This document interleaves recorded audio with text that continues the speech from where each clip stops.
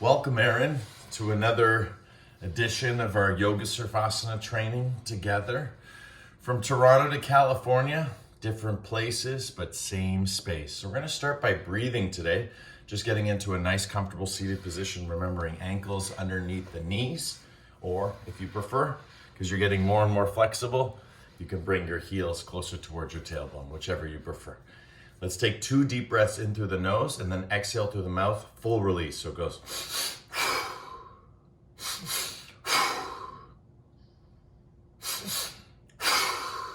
Throw. Throw it out.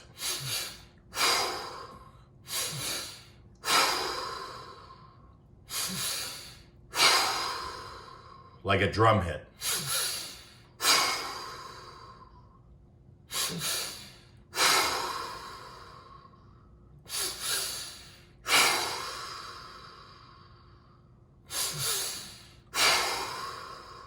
Five more. Really throw out that exhale. All the way out. 3, 2, and 1. Inhale all the way. Holding the breath, feeling the breath for 10. Move your spine around. 9, 8, 7, 6, 5, 4, 3, 2, exhale, let it go. Inhale through the mouth. Exhale through the nose. Inhale through the mouth.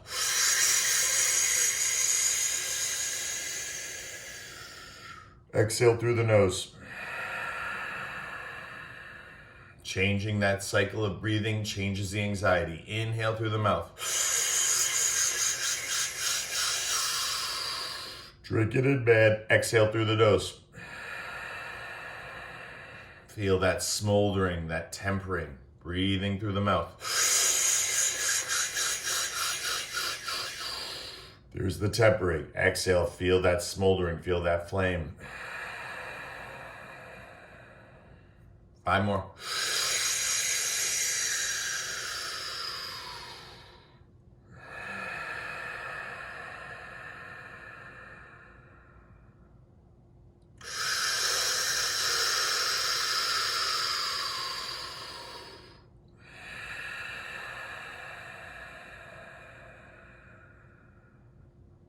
Breathe.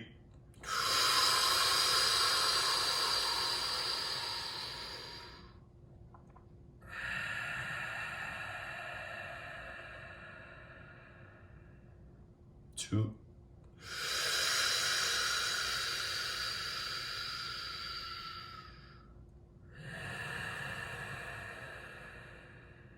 And 1.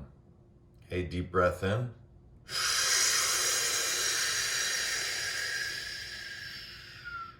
Now holding the breath twice as long for 20, 19, 18, 17, 16, 15, 14, 13, 12, 11. Move your body around. 10, 9, 8, 7, 6, 5, 4, 3, 2.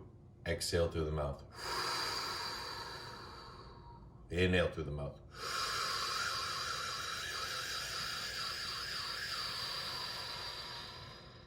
Exhale, mouth. Let's continue this breathing as we transition.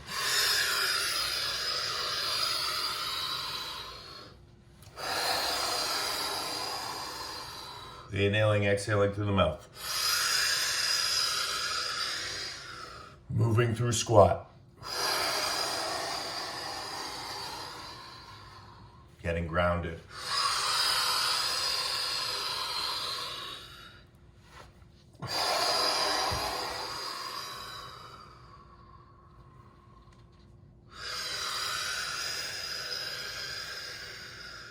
Good. When you're ready, we're going to go into full dangle.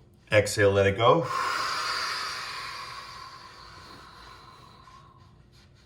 Straighten those legs. And now just let the breathing relax totally. Just natural breathing. No pranayama here. Let's go right from squat to dangle. We're going to be transitioning in between the two. For me, it's one of the most powerful ways to really help what's happening in our enteric system, in our gut. Transitioning from squat to dangle just does something quite profound. And then we're going to end it today with an inversion. So it's going to be a very powerful 3-part sequence. Squat, dangle, and then a halasana or snail. Beautiful. 10, 9, 8. Remember, rocking toes forward and back, all that movement you did yesterday with all those forward folds in the core class. Apply that knowledge, apply that principle. 3, 2, and 1. Lower yourself slowly into squat. Try and ground through the heels, right? Get those heels to the ground if you can. We're working toward getting the heels to the ground. And again, we're going to spend another minute here. Just letting it go, letting it flow.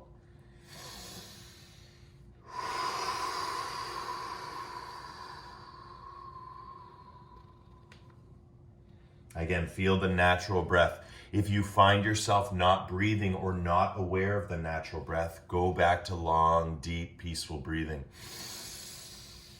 In through the nose, exhaling behind closed lips.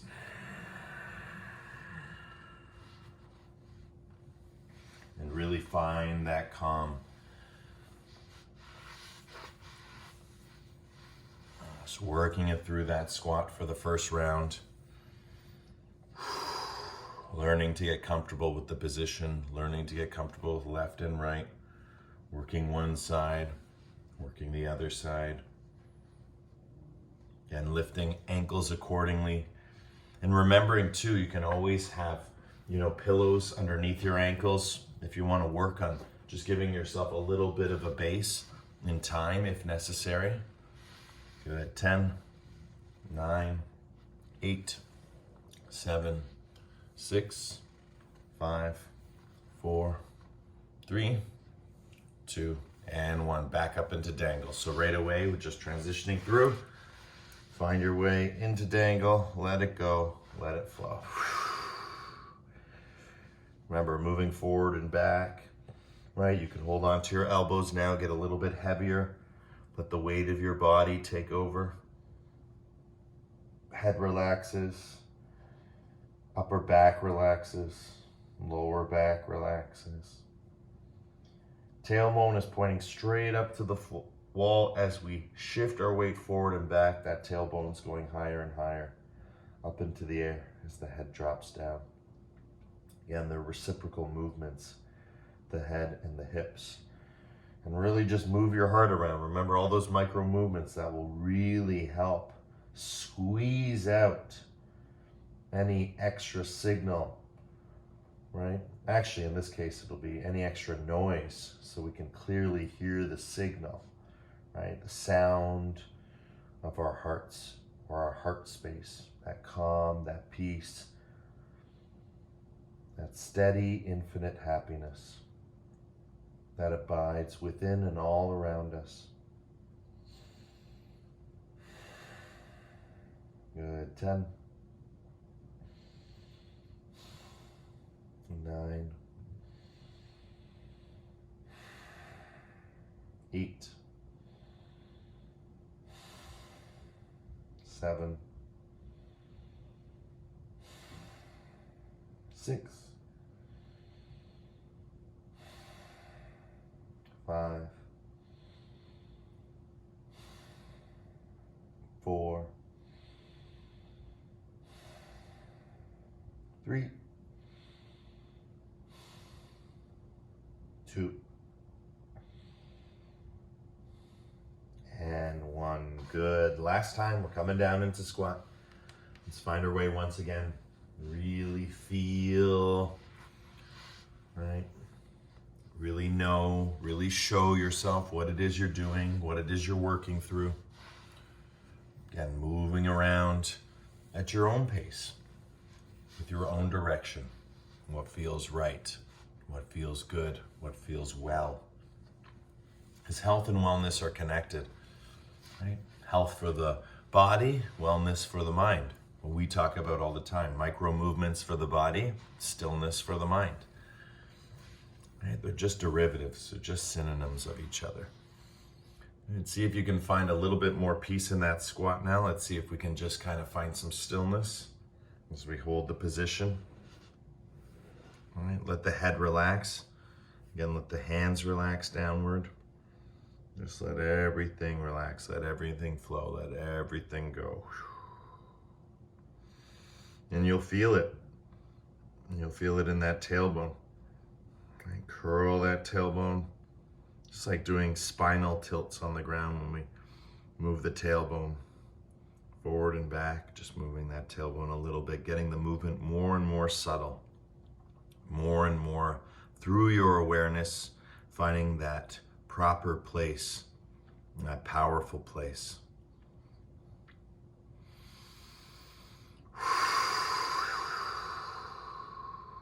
Right, exhaling through the lips whenever necessary, just to help relax, release, let go, and increase the flow. But then remember, coming back to closed lips and feeling that tempering, right? Feeling that cooling, that calming of the steel that sometimes feels like the spine.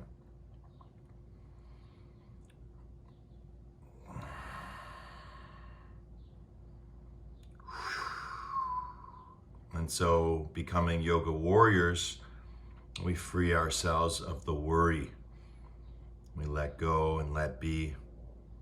Because like our favorite movie, Our Heart Huckabee says, everything you could ever want or be, you already have and are. And how special is that philosophy? That perennial philosophy, that immemorial philosophy that has always existed. And it's been passed down from generation to generation. Fantastic, Aaron. Let's do our last dangle. Let it go, let it flow. Right, coming back up into your dangle, nice and easy. Again, changing your feet position, right? Maybe going a little bit closer or a little bit further this time. But again, that rock is gonna get steadier and steadier. Most important thing is you get the legs straight. And then just start to do your little micro movements. Grab hold to your ankles, grab hold to your elbows, right? Touch the floor, it doesn't matter. Whatever it is you're doing, you're just letting that lower back relax. Trying to let it do its thing. And then moment by moment, breath by breath, you're getting closer to the ground because we're working with gravity, not against it. And that's the whole key to the yin. That's the whole key with momentum.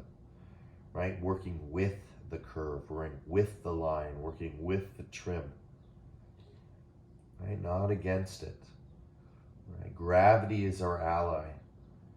Right? Gravity is the unified field in which all objects, all materialism resides and abides. Right? Feel gravity coming through you. Feel its energy from the hips all the way down to the feet. That pressure you're feeling in your feet is because of gravity.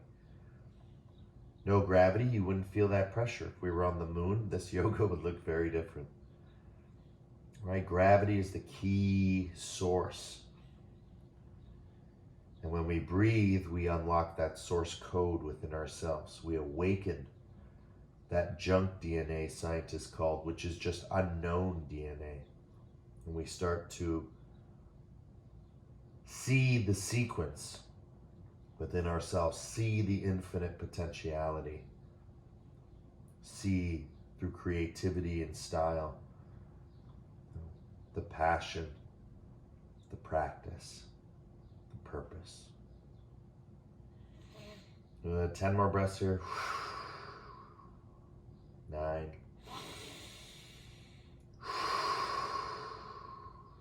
8.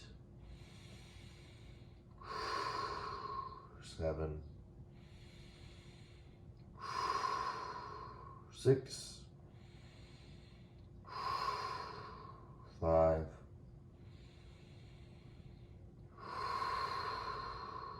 4,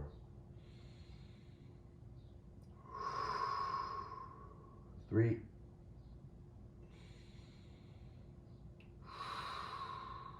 2, and 1. Beautifully done. We're going to transition right through squat and onto our backs. So nice and easy, we just come right down and then onto our backs. Immediately, knees into chest, give yourself a squeeze.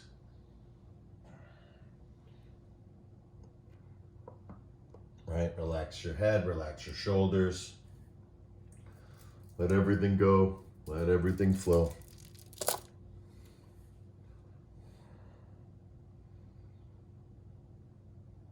Good, Aaron. And now from here, just take the legs and watch me. We're just going to bend the knees, bend the knees, bend the knees. And then what happens as we bend the knees, we start to kick up. So as we bend the knees, you're just gonna kick up and that will roll your lower back.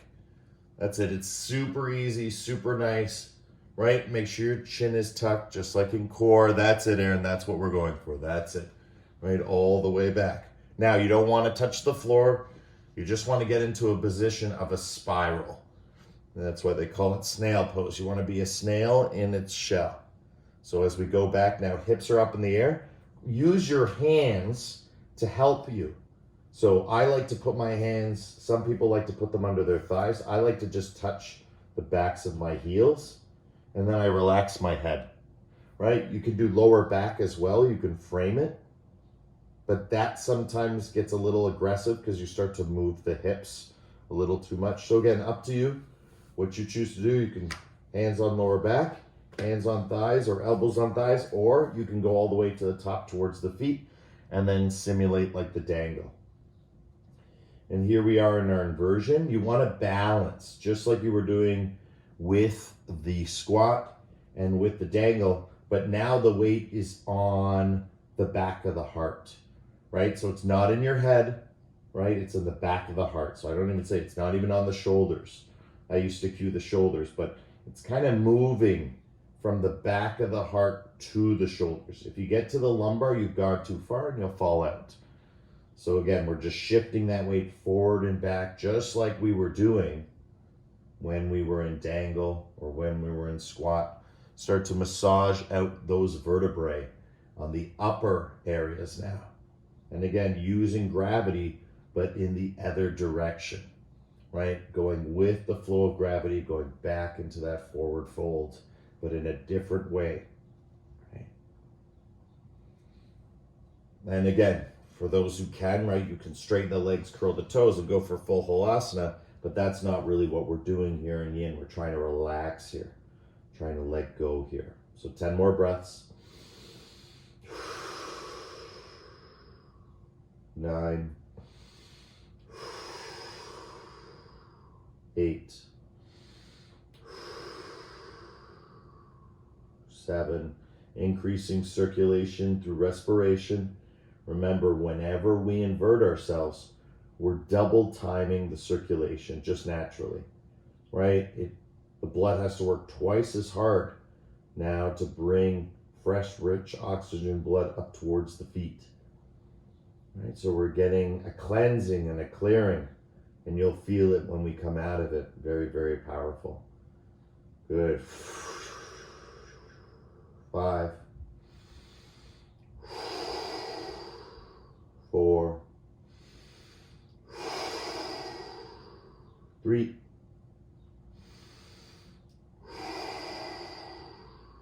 2,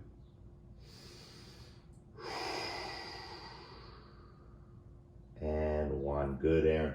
Slowly come back out of it and right into Shavasana. So allow the feet to relax out. Oh, you'll feel it. Not too long. Remember, we can spend as much time as we like. Today, just a nice, quick morning practice. Get us started. Little bit of breathing, pranayama, little bit of posturing, asana. Now, a little bit of meditation, a little bit of shavasana. Squeeze glutes, release glutes, right? You can squeeze the thumb of your hands as you do this, mudra of the mind, just to help relax the body, get rid of anything else, right? If there's too much pain in your lower back, remember you can always bring the soles of the feet to the floor and just relax out and do it from here. But if you can, stretch out, 5-pointed star, and let everything just open up.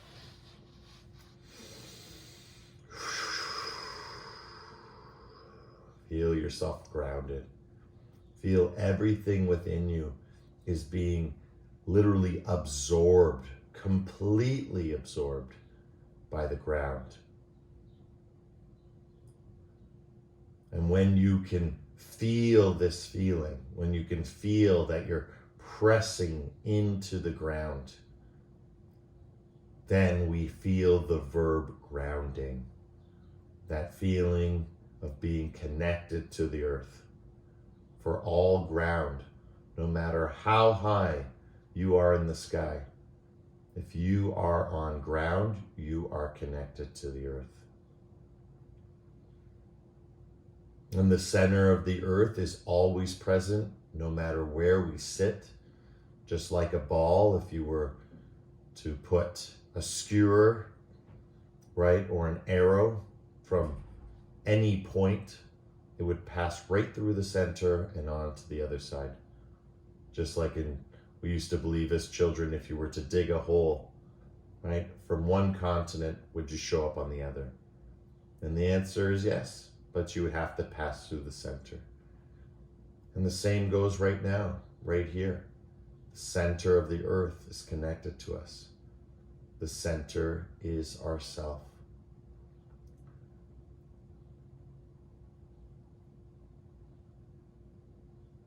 So let's open our Shavasana today with one strong Brahmari. Deep breath in.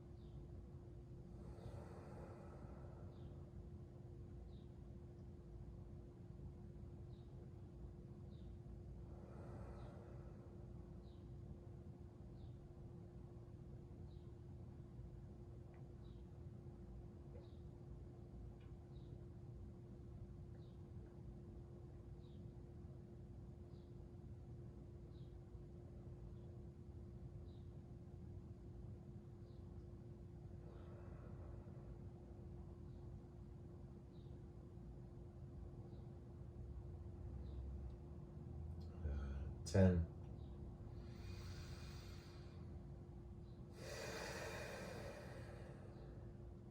9.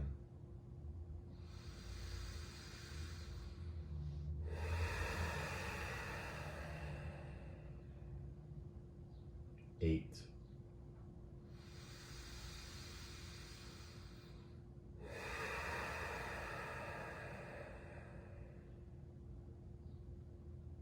7.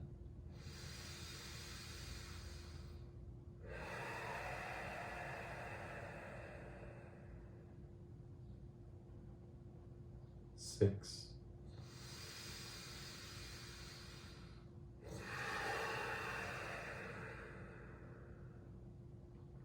5.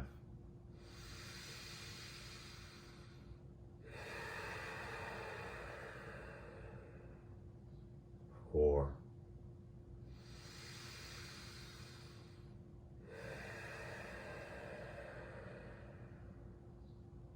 3,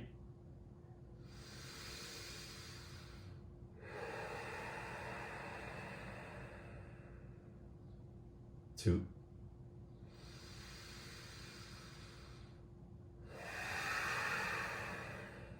Deep breath in, hold the breath.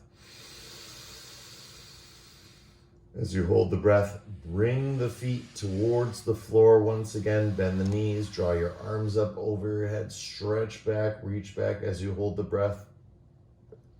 Move the spine around, open your jaw, let everything flow with all this prana, fulfilling the body. And then exhale, draw your knees into your chest.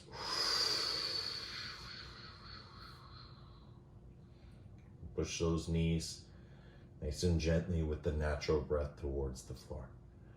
Flatten your spine out, relax your head side to side. All right. Just let everything disseminate and dissipate. Complete absorption. Just like we rest our phones on those wireless chargers, same too with grounding.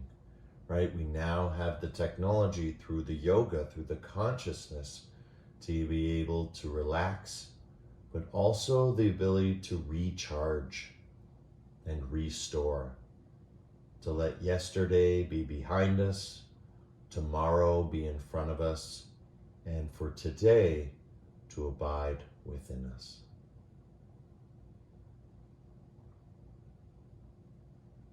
Fantastic, brother.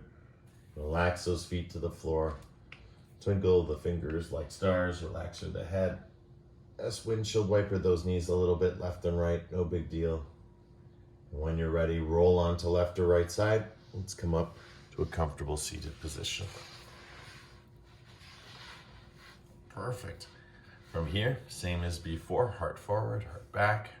Let's feel the difference. Heart forward, heart back. And let's feel those breaths.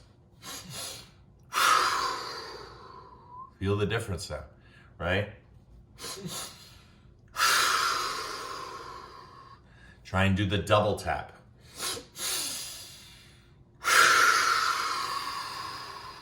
New flow, new rhythm, new technique.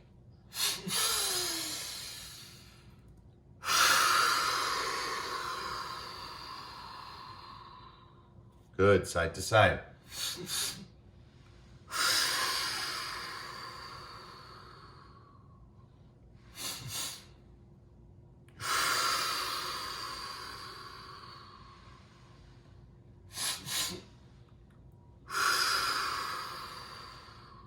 Good, close your eyes, go inside, use your elbows, find your drishti. Keep center, single pointed consciousness, attention, awareness, move your elbows.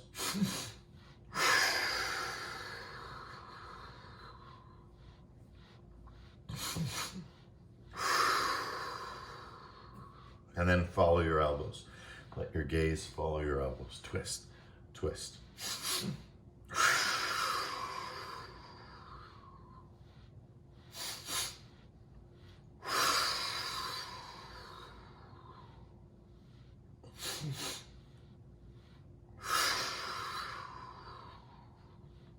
Good, and let's bring our hands together.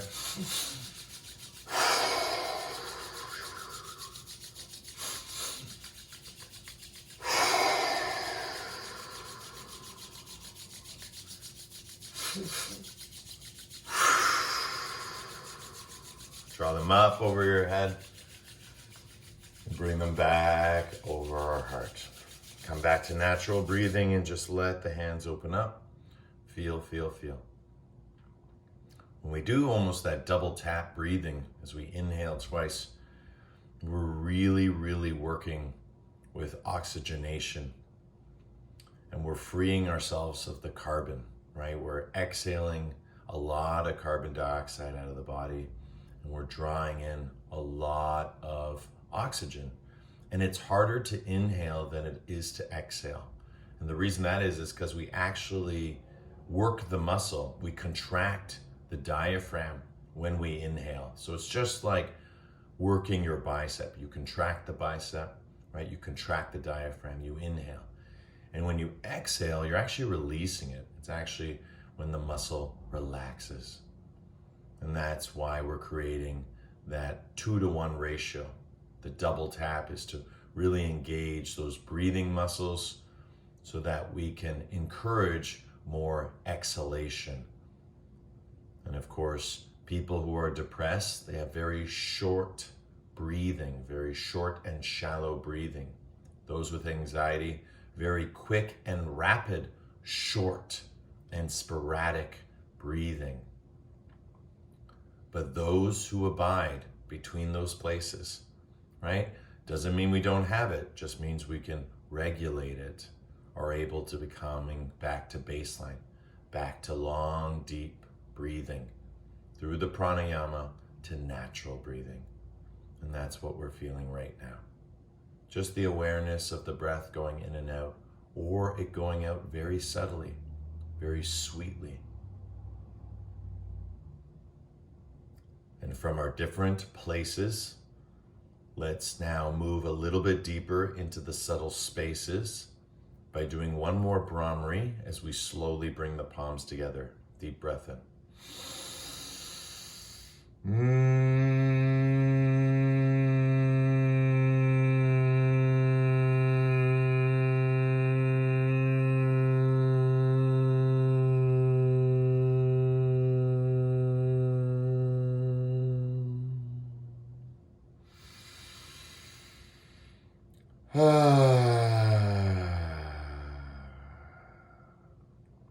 Shanti, shanti, shanti.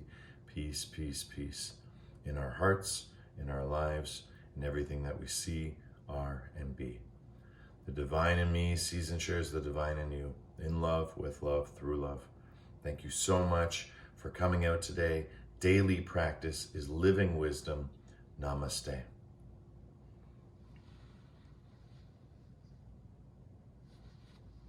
Thanks, Aaron. Double shaka, bro. Double overhead.